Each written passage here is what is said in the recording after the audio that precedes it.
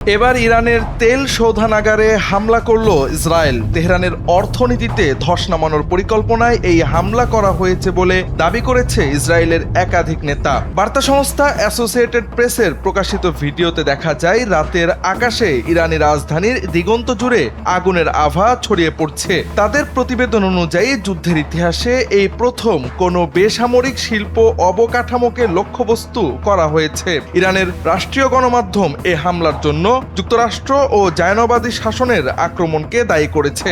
মার্কিন senator Lindsey Graham কয়েকদিন ধরেই এই আহ্বান জানাচ্ছিল। ইসরায়েলের সাবেক প্রধানমন্ত্রী এবং বর্তমান বিরোধী দলীয় নেতা ইয়াইর লাপিদও টুইট করেছে, ইরানের সবগুলো তেল ক্ষেত্র এবং সম্পূর্ণ এনার্জি ইন্ডাস্ট্রি ধ্বংস করে দিতে হবে।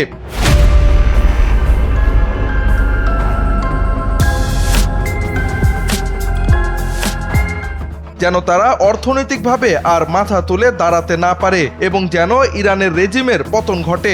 তাদের এই আহ্বানের বাস্তবায়নই যেন দেখা গেছে শনিবার রাতে।